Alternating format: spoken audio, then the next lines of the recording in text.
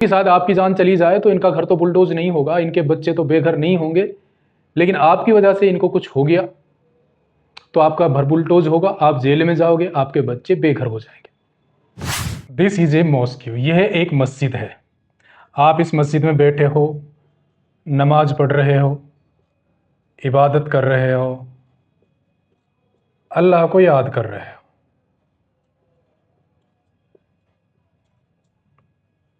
लेकिन अचानक से ऐसा होता है कि एक भीड़ आती है। एक भीड़ आकर भड़काऊ भाषण देने लगती है, भड़काऊ नारेबाजी करने लगती है, अपशब्द बोलने लगती है, उल्टे सीधे गाने बजाने लगती है, हमारे नबी को गालियां देने लगती है, आसपास के मोहल्ले को लोगों को गालियां देने लगती है। तो आपको ऐसे में करना क्या है? आपको सिर्फ और सिर्फ इस लाइन पर फोकस करना है। इस टाइम ये समय की मांग है कि आप इस लाइन पर फोकस करें। कुत्तों को भौंकने दो। Let the dogs bark. कुत्तों को भौंकने दो। इनका मकसद, इनका उद्देश्य यही है कि आप इस मस्जिद से बाहर निकलकर आएं, अपने घर से, मस्जिद से बाहर निकलकर आएं और इनसे लड़ें। They want to fight with you. वे आपसे लड़ना चाहते हैं, वो आपसे लड़ने के लिए आए हैं। अब यदि आप बाहर निकलकर आ जाएंगे तो उनका मकसद कामयाब हो जाएगा, वो अपने मकसद में सक्सेसफुल हो जाएंगे। वो जिस लिए आए थे वो काम तो हो गया।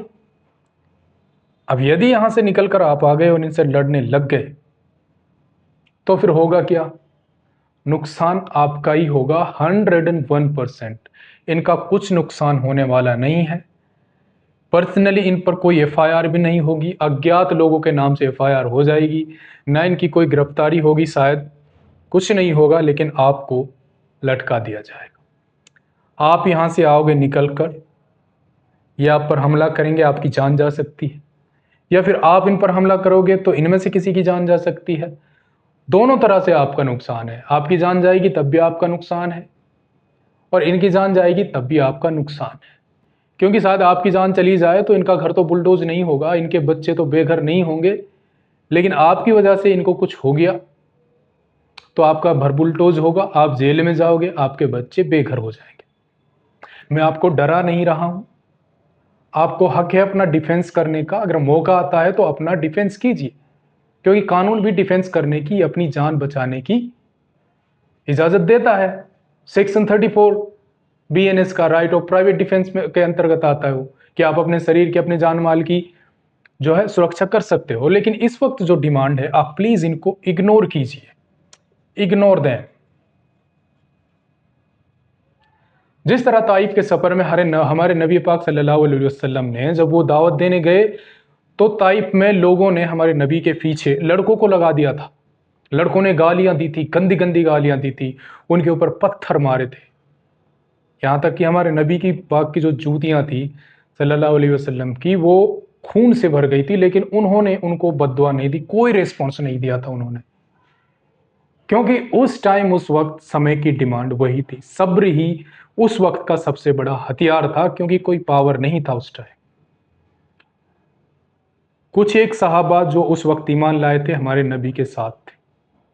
तो पेशेंस रखिए, सब्र रखिए, अल्लाह बहुत बड़ा है। तो इनको इग्नोर करना सीखिए। ये कुत्ते हैं, ये भौंकते रहेंगे। जितना आप इन कुत्तों को इग्नोर करोगे उतना ही आपके लिए अच्छा रहेगा। आप सिर्फ फोकस कीजिए अपनी इबादत पर, अपनी शिक्षा, अपने रोजगार पर। इन सब चीजों पर आपका फोकस होना चाहिए, ना कि किसी से दंगा फसाद करने में। क्योंकि ये चाहते हैं कि एक बड़ा दंगा हो जाए जिसमें 2-4 हजार लोग मर जाएं और हमारी सत्ता जो है बनी रहे। हम सत्ता पर काबिज हो जाएं आने वाले 50-60 सालों के लिए। हमें कोई मतलब नहीं है सत्ता पर कोई काबिज रहे। अपनी जान, अपना माल अपने हाथों में है। लड़ना नहीं है किसी से भी। देश का हर एक नागरिक सही है। कुछ लोग हैं जो असामाजिक तत्व हैं। ऐसा नहीं है देश के सारे लोग बुरे हैं, सारे नेता बुरे नहीं हैं, सारे लोग बुरे नहीं हैं। कुछ लोग हैं जो इस देश को आग में झोंक देना चाहते हैं।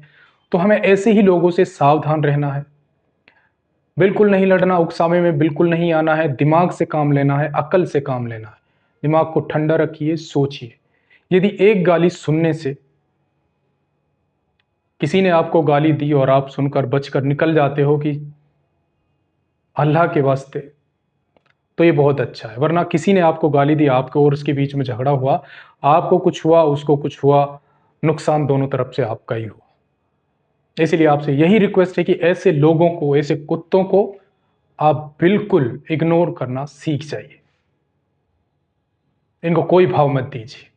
ये भौंकते हैं, चिल्लाते हैं तो चिल्लाने दीजिए। आप अपने घर के दरवाजे, खिड़कियां बंद कर लीजिए। डरने के लिए मैं नहीं कह रहा, मैं सब्र करने के लिए कह रहा हूं। यदि कोई आन ही पड़ती है, कोई ज्यादा ही मजबूरी आ जाती है, तो रेस्पॉन्स करने का अधिकार दिया है, संविधान भी देता है और भारत का कानून भी देता है, जो बीएनएस का सेक्शन 34 है, राइट ऑफ प्राइवेट डिफेंस है। उसके अंदर यदि आपकी जान को कोई खतरा है, आपके माल को कोई खतरा है, तो आप उसको बचाने के लिए सेक्शन 38 एक सेक्शन है, उसके अंतर्गत किसी की जान तक ले सकते हो।